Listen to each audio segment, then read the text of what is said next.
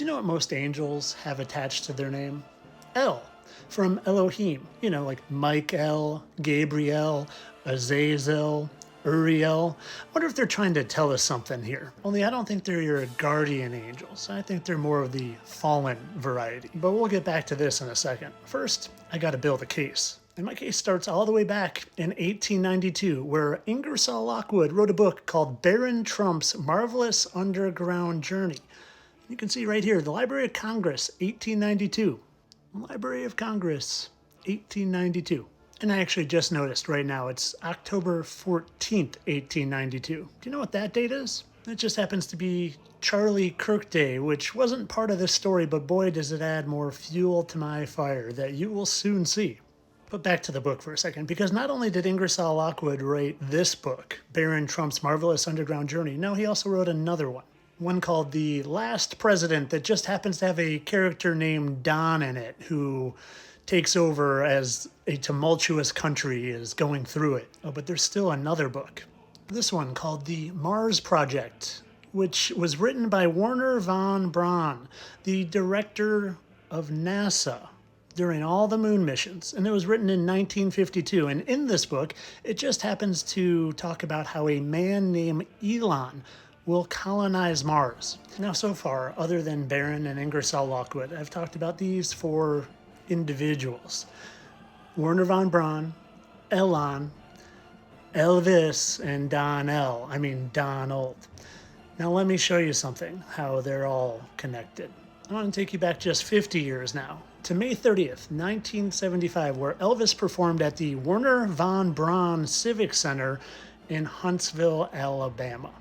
So 50 years ago, on May 30th, ELvis was performing at the Von Braun Civic Center. And why I always like to tell you they leave us hints and they tell us the truth in plain sight, let me fast forward exactly 50 years for you. Where on May 30th, 2025, Donald Trump held a farewell for Elon Musk at the White House. It was a big celebration and they parted ways on good terms. Funny that it was exactly 50 years later, to the day that ELvis performed at the Von Braun Civic Center. That ELvis performed at the Von Braun Civic Center. Now here's where I lose about 90% of you still in the Matrix people watching this. Maybe, just maybe, these two are the same. And these two are the same. And they can write these books because they're fallen angels and literally don't die. And this isn't speculation. I'm going to prove it to you. Now, I don't know if they can shapeshift or if they can do facial procedures, but I know one thing. They literally live longer than you and I. That's the same person. Elon is Wernher. And Wernher could write the book because he knew ahead of time the role he was going to take on. And probably through AI, which isn't artificial intelligence, it's angelic intelligence. They probably have the script written out for them. If you're still with me, I encourage you to keep watching because yes, their faces are very symmetrical down to where the eyebrows and the eyes and the nose and the lips are, but that's not evidence. No, what's evidence is facial markings, because while they might be fallen angels that can shapeshift, for some reason, their facial markings remain. They have the exact holes in their face right there. You can even see some droop to their eye in the exact same spot. And then another mark there and another mark there. And this continues for 8 different facial markings that are the exact same. And I'm going to show you the exact same with ELvis and Don L. Now let's see what else we can find. Oh, it just had a giant hole in his head, big scar that they did some work to, but it's still there. And move on to the next. I see them already. These two seem to match up exactly with these two.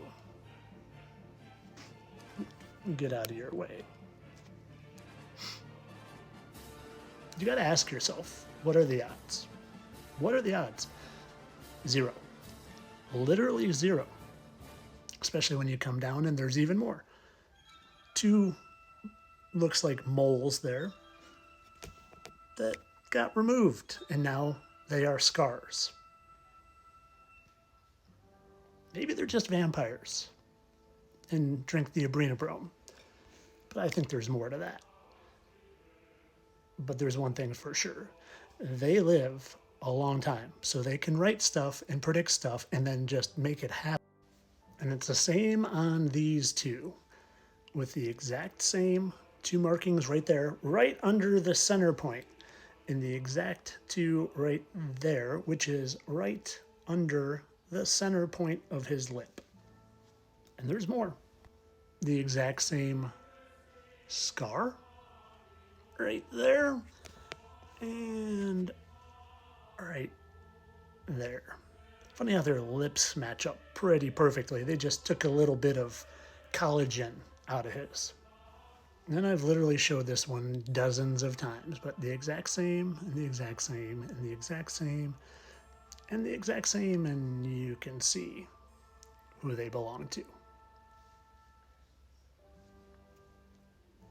Oh, and they always leave their mark because the fallen angels, a third of them fell, which is 0.33. You want to see what I found in the corners? And hey, that kind of looks like a 3 if you just turned it. Check this out. Well, that kind of looks like a point, a 3, a 3, and a 3. And this one even has a C next to the 3, so 33 just on its own. They tell us. They leave their mark. That's not a coincidence. He didn't predict anything. He just is him. And they're deceiving people greatly, mostly into thinking that we live on a spinning ball and that the Heavenly Father isn't real and that you evolved from a chimp. Well, once you see that these vampires, fallen angels, whatever they are just deceiving the entire world, and you see through them, well, you get on the right path, the one away from their lives. And you stop thinking the Simpsons predict things and that this is predicting things. They were so clairvoyant. No, it's predictive programming by undying monsters that hate God and want to either make you worship them so much so you don't worship God, or make you think he doesn't exist. But of course, all this for entertainment purposes. I'm sure that their names just start with L by coincidence. Just like it's a coincidence that ELin just happens to look exactly like Henry David Thoreau, who lived hundreds of years ago. And Denzel Washington just happens to look exactly like Robert Johnson, who is known for selling his soul to get good at music. Yep, I'm a satire count, and I don't really think that Elvis purposely looked like angels with all his capes there either.